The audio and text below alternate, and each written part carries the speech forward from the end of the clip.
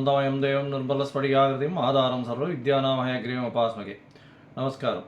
நேயர்கள் அனைவருக்கும் அஸ்ட்ரோ கேஎஸ்ஐயின் பணிவான நமஸ்காரங்கள். வார பலன் 29/7/2024 4/8/2024 வரை உண்டான வாரத்திற்கு என்னென்ன பலன், மேஷம் முதல் மீனம் வரை அப்படின்றத பார்க்கலாம். முதல்ல இந்த வாரத்தினுடைய கோல்சாரம் என்ன, இந்த வாரத்தில் வரக்கூடிய விசேஷ நாட்கள் என்ன, இந்த வாரத்தில் எந்தெந்த ராசிக்காரர்களுக்கு சந்திராஷ்டம் அப்படின்னு வரிசைப்படுத்தி பார்ப்போம். இப்போ முதல்ல இந்த வாரத்தினுடைய கோல்சாரம் அப்படின்னு சொல்லும்பொழுது காலபுருஷ தத்துவத்தின் 2வது ராசியான ரிஷபத்தில் செவ்வாயும் குருவும், கடகத்தில் புதன் சூரியன் மற்றும் சுக்கிரன், கேது பகவான் கன்னியிலையும், கும்பத்தில் சனி பகவான் வக்கரத்திலையும், ராகு மீனத்தில் இருக்கக்கூடிய நிலை. சுக்கிரன் ஆகஸ்ட் 1 கடகத்திலிருந்து சிம்மத்துக்கு செல்கிறார். இந்த வாரத்தில் சந்திர பகவான் அதிவேகமாக செல்லக்கூடிய கிரகமானது பரணி நட்சத்திரம், அதாவது மேஷ ராசியிலிருந்து ஆயில்ய நட்சத்திரம் கடக ராசி வரலும் போகிறார். அதாவது இது 4 ராசிகள் போகிறார். அதாவது பரணி, கிருத்திகை, அதாவது பரணி, அதாவது மேஷம், ரிஷபம், மிதுனம், கடகம் 4 ராசிக்கு அவர் போகிறார். இந்த வாரத்தில் பார்த்தாலேயானால் விசேஷ நாட்கள் அப்படின்னு சொல்லக்கூடியது 29 ஆடி கிருத்திகை, முருகப்பெருமானுக்கு பெரிய ஏற்றம் கொடுக்கக்கூடிய நாள். நிறைய அதாவது பால் குடங்கள், அதை தவிர முருகப்பெருமானுக்கு அதாவது அன்றைக்கி விரதம் இருந்தெல்லாம் செல்லக்கூடிய விஷயங்கள் நிறைய நடக்கும். எதிரிகள் அற்ற நிலை வேண்டும்னா முருகப்பெருமானை வேண்டது ரொம்பவும் நல்லது. குழந்தை பிராப்தி ஏற்படுறதுக்கும் முருகனை வேண்டிக் கொள்வது மிகவும் ஏற்றம். இந்த வாரம் பார்த்தாலேயானால் 31/7/2024 அன்றைக்கி ஏகாதசி, அதாவது கிருஷ்ணபக்ஷ ஏகாதசி. வைணவர்களுக்கு மிகவும் ஏற்றமான நாள். இந்த காலகட்டத்தில் பார்த்தாலேயானால் உபவாசம் இருந்து, அதாவது சீனியர் சிட்டிசன்ஸ் இவாள்லாம் சுஜ்ஜி சாப்பிடுவா. அன்றைக்கி முடிஞ்சவர்களும் பெருமாளுக்கு உண்டான விஷயங்களை, அதாவது சகஸ்ரநாமம் இந்த மாதிரியான ஸ்லோகங்களை போட்டு கேட்டு பெருமாளுக்கு உண்டான விஷயங்களை பண்ணுறது ரொம்பவும் விசேஷம். 1 அன்றைக்கி பார்த்தாலேயானால் 1/8/2024 அன்றைக்கி பிரதோஷ காலம் மாலை. ஏன்னா பிரதோஷம்ன்றது மாலையில் தான் ரொம்பவும் விசேஷம். அதுவும் 5:45 6 மணி 6:15 மணி வரலும் உண்டான காலகட்டம். சந்தியா காலம்னு சொல்லக்கூடியது. அந்த தீபாராதனை சிவன் கோவிலில் பெரிய விசேஷம். நந்தி தேவனுடைய கொம்பின் வழியாக தீபாராதனையை பார்க்குறது மிகப்பெரிய ஏற்றத்தை கொடுக்கும். இதன் மூலியமாக நீங்கள் நினைத்த காரியங்கள் எல்லாமே வெற்றி அடையும். நினைத்த காரியங்கள், கடன் தீரக்கூடிய பிரச்சனைகள், அதை தவிர எல்லா பிரச்சனைகள், உடல் நலத்தில் உண்டான பிரச்சனைகள், நீங்கள் உங்கள் குடும்பத்தில் உண்டான எந்த ஒரு பிரச்சனைக்கும் பெரிய ஏற்றம் கொடுக்கும்.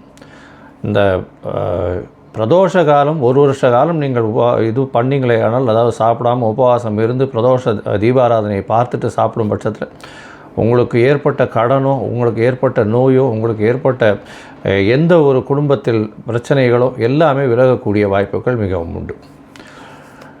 இந்த வாரத்தில் பார்த்தாலேயானால் ஆடிப்பெருக்கு 3/8/2024, அதாவது ஆடிப்பெருக்குன்றது ஆடி 18ஆம் நாள் அன்றைக்கி பார்த்தாலேயானால் சூரியனும் சந்திரனும் பூச நட்சத்திரம் சனி பகவானுடைய நட்சத்திரத்தில் இருக்கிறதும், சனி பகவான் நட்சத்திரத்தை விட்டு செல்லக்கூடிய காலகட்டத்தை ஆடிப்பெருக்குன்னு சொல்கிறோம். பொதுவாகவே சந்திரன் வீட்டில் சூரியன் இந்த காலகட்டத்தில் இருக்கிறதும், சக்தியின் வீட்டில் சிவம் இருக்கிறதுனால சக்திக்கு மிகப்பெரிய ஏற்றம். அதனால தான் இது அம்மனுக்கு இந்த மாதம் மிகவும் ஏற்றமான மாதம், ஆடி மாதம்னு சொல்லக்கூடியது. இந்த சூரியன் சந்திரன் சேர்க்கை ஆடிப்பெருக்கு 18 பார்த்தாலேயானால் உங்களுக்கு காவிரி ஆற்றங்கரையில் நீர்பிடிப்பு பகுதிகளில், பொதுவாகவே காவிரின்னு மட்டும் இல்லை, நீர்பிடிப்பு பகுதிகளெல்லாம் பெண்களெல்லாம் போகிறதும், அதாவது அங்கே போய் புதிய நீர் பாசனம் வர்றதுனால அங்கே விளக்கேற்றி கற்பூரம் ஏற்றிட்டு புதிய நீரை வரவேற்று செல்லக்கூடிய காலகட்டமாகவும் இருக்கும். மழையும் சரி, நல்ல ஒரு பாசனத்திற்கு தண்ணீரும் இந்த வருஷம் நல்லபடியாக வரணும்னு வேண்டிக்கிறதும் இந்த ஆடி 18 ஒரு பெரிய விசேஷம். இந்த ஆடி 18க்கு மேலே கல்யாணத்துக்கு ஜாதகம் பரிவர்த்தனை பண்ணிக்கிறது, அதெல்லாம் நல்லபடியாக பண்ணக்கூடிய வாய்ப்புகள் மிகவும் அதிகம். இந்த வாரம் பார்த்தாலேயானால் 4/8/2024 அன்றைக்கி அமாவாசை.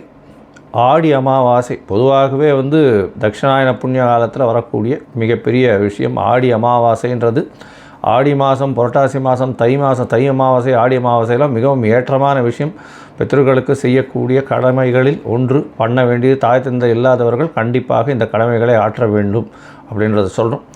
அது இல்லை அப்படின்னா கண்டிப்பாக அவர்களுடைய குலத்தில் பிரச்சனைகள் வரும். அதாவது குழந்தைகளுக்கு பிரச்சனைகள் வரும். குடும்பத்தில் எந்த ஒரு சுபகாரியங்களும் தட்டி செல்லக்கூடிய வாய்ப்புகள் உண்டு.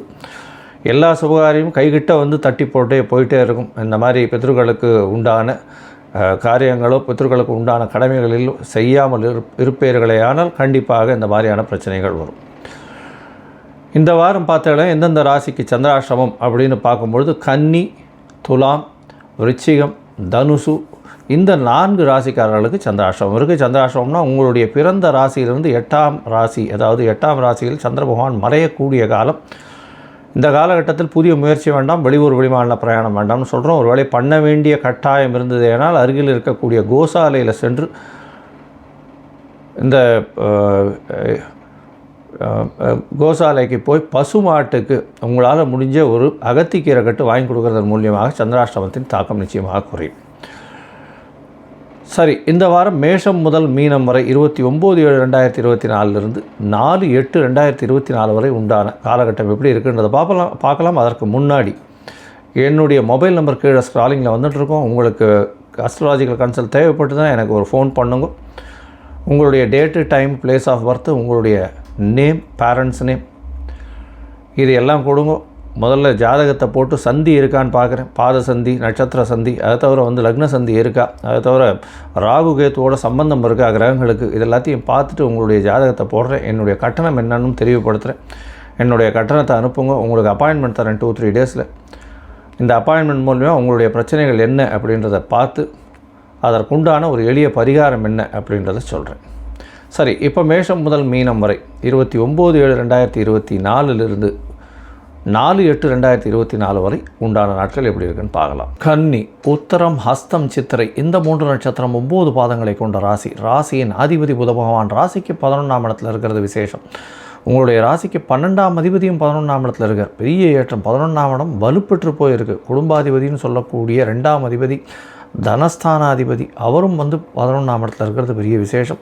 இதன் மூலியமாக 11ஆம் இடம் பெரிய ஏற்றம் கிடைக்கக்கூடிய வாய்ப்புகள் மிகவும் அதிகம்.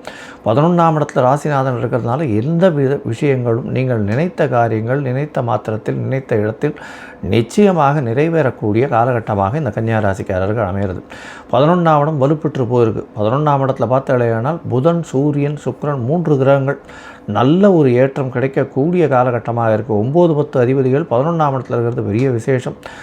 உங்களுக்கு பார்த்தீங்கன்னா 11ஆம் இடம் வலுப்பெற்று போயிருக்கு. 12ஆம் அதிபதியும் 12க்கு 12ன்னு சொல்லக்கூடிய இடத்துல இருக்கிறதுனால கண்டிப்பாக உங்களுக்கு செலவுகள் அற்ற நிலை இருக்கும், வரவுகள் அதிகமாக இருக்கக்கூடிய நிலை இருக்கும். பணம் எல்லா வகையிலும் வரக்கூடிய வாய்ப்புகள் நிச்சயமாக உண்டு. இந்த வாரத்தில் உங்களுடைய ராசிக்கு 6ஆம் இடத்தில் இருக்கக்கூடிய சனி பகவான் மூலியமாக சிறு சிறு தொல்லைகள் இருந்தாலும் எதிரிகள் இருந்தாலும் எல்லா விதமான எதிரிகளையும் வெற்றி கொள்ளக்கூடிய வாய்ப்புகள் நிச்சயமாக உண்டு.